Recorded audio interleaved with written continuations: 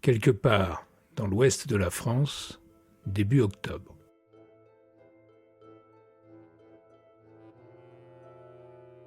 « Nous sommes actuellement dans la chambre du comte », annonça Kémia en s'adressant à sa facecam alors qu'elle effectuait un plan panoramique. « Comme vous le voyez, tout est resté en l'état. » Le lit massif, qui trônait au milieu de la pièce, était serti dans ses coins de 4 piliers sur eux-mêmes entortillés qui soutenaient un plafond de bois sculpté auquel de lourds rideaux avaient dû être accrochés.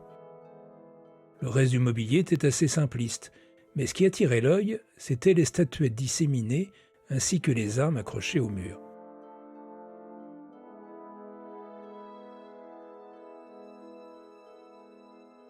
« T'imagines quand c'était neuf et propre ?» chuchota Lucaël. Acquiesçant d'un vague signe de tête, Kémia filmait le moindre détail. « Ça va bientôt faire 1 heure que nous sommes entrés ici. Et tout va bien, nous n'avons pas entendu d'autre bruit de pas. Je propose qu'on change de pièce. » Ils passèrent dans la chambre voisine. « D'après les plans que nous avons vus avant de venir, ici c'était la chambre de Lily Dawkins, celle où elle a été retrouvée morte, » commença Kémia. Le mobilier était en bois blanc, les portes des meubles ornées de petites fleurs rosâtres délavées par le temps. Livres et trésors de jeunes filles s'accumulaient sur l'enfilade et les étagères.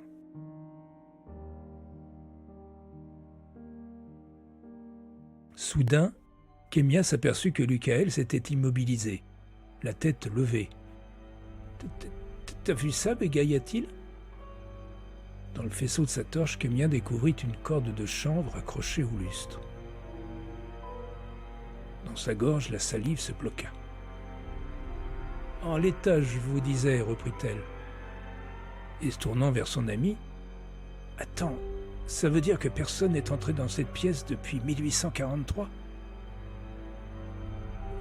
« C'est pas Lily qui s'est servi de celle-là, » répondit-il mal à l'aise. « On va ailleurs ?» Mais Kémia, immobile, observait toujours la corde. Se détournant, Lucaël vit posée sur la massive enfilade une statuette qui paraissait les fixer. Il frissonna. « Allez, ça suffit, on y va, dit-il. » Ils pénétrèrent ensuite dans une pièce presque vide et plutôt étroite. Il ne s'y trouvait qu'un autel au pied d'un vitrail. Gênés par l'oppressante exiguïté, ils avaient laissé la porte ouverte. Ça devait être une sorte d'oratoire, supposa Kémia en s'approchant du vitrail. Ayant coupé ses caméras, Lucaël se débarrassait du harnais pour ôter son blouson quand il se figea. « T'as entendu ? On éteint les lampes. » Instinctivement, ils se baissèrent. Ce n'étaient pas des pas, mais un long frottement, comme si on tirait quelque chose sur le sol. « Et on fait quoi ?» demanda Lucaël, une fois le silence revenu. Kémia ralluma sa lampe frontale et l'éblouit en se tournant vers lui. « On est d'accord, chuchota-t-elle. C'était juste à côté. T'as vu quelque chose ? » « Bah non. »« Ta manuelle, elle enregistre toujours ? » ?»« Oui. »« Fais voir, t'as peut-être capté un truc. » Ils retrouvèrent le rush dans la mémoire de la caméra. Par rapide pression tremblante sur l'écran tactile, Lucaël rembobina jusqu'au moment où il avait entendu le bruit. Kémia doutait de voir quoi que ce soit lorsqu'une forme humaine apparut sur l'écran, s'arrêta dans l'encadrement de la porte, puis repartit. « Merde ! C'est peut-être juste un effet d'optique, hasarda Kémia. Qu'est-ce qu'il faut de plus, agaça Lucaël. Qu'il danse sa Macarena ? Et on fait quoi alors ? On se casse. Kémia protesta. On n'a qu'à demander s'il y a quelqu'un. Si tu fais ça, je te jure que je te passe par la fenêtre. Elle se redressa pour regarder par le vitrail. Qu'est-ce que tu fais ? Je veux voir si ça en vaut la peine. Lucaël leva les yeux au ciel. Y a quelqu'un ? Cria-t-elle alors. Il faillit lâcher la caméra. « Mais t'es dingue ou quoi ?» À ce moment, à l'étage supérieur, quelque chose se mit à rouler sur le plancher. « Bon, là c'est clair qu'on n'est pas tout seul. » Sans ménagement, il ralluma sa torche Il saisit Kemia par la manche et ensemble, ils ressortirent dans le couloir, leurs affaires sous le bras. Alors qu'il repassait devant la chambre de Lily, le Kael s'arrêta brusquement. « Quoi » s'étonna Kemia. « La statue !» La statuette qu'il avait vue tout à l'heure sur l'enfilade se trouvait maintenant sur le pas de la porte. « On se grouille » rugit-il en saisissant la main de Kemia. Ils arrivèrent en haut de l'escalier principal.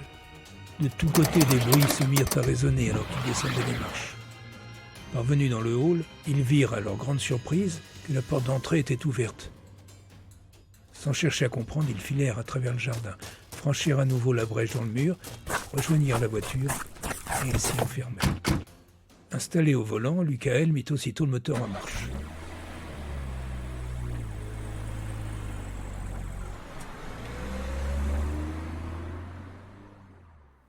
Quand il estima avoir mis suffisamment de distance entre eux et le manoir, il se gara sur le bas-côté. « On fait quoi ?»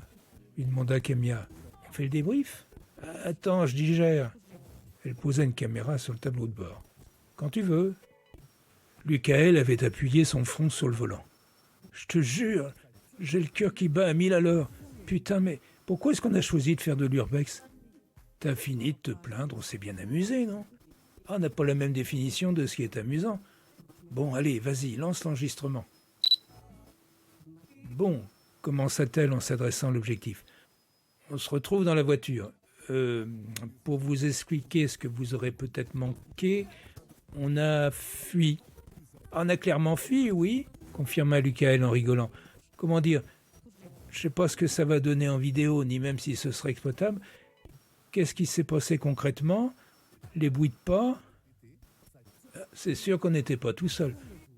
Après, il y avait aussi une mauvaise ambiance. La poussière, le fait que tout soit resté en l'état, la corde qui continue de pendre, tout ça, déjà, ça créait de la tension, mais en plus d'entendre les bruits sans savoir où étaient ces personnes, parce que je suis même sûr qu'ils étaient plusieurs, bah ça fout la trouille. En même temps, qu'est-ce qui te prend de crier pour savoir s'il y a quelqu'un ? Bah, à un moment, il faut bien se renseigner. En attendant, le défi qu'on s'était lancé d'y passer la nuit a complètement foiré. Mais on y retournera ? Ouais, alors ça, en revanche, on en reparle. Je pense qu'on peut conclure la séquence ici, proposa Kemia. Ça suffit pour cette nuit. Yep, admit-il en éteignant la caméra. Mais sérieux, jamais je reviens là. Au nom de quoi ? Au nom de l'apport de ma vie, tiens. Ça devrait suffire comme raison. Sérieusement ? Se moqua la jeune femme. Mais on n'a même pas fait toutes les pièces. Ouais, mais non. Dis-moi, comment on se débrouille pour toujours se retrouver dans ce genre de situation ? Tu me poses la même question depuis la maternelle. Parce que ça fait 25 ans que tu m'embarques dans tes délires.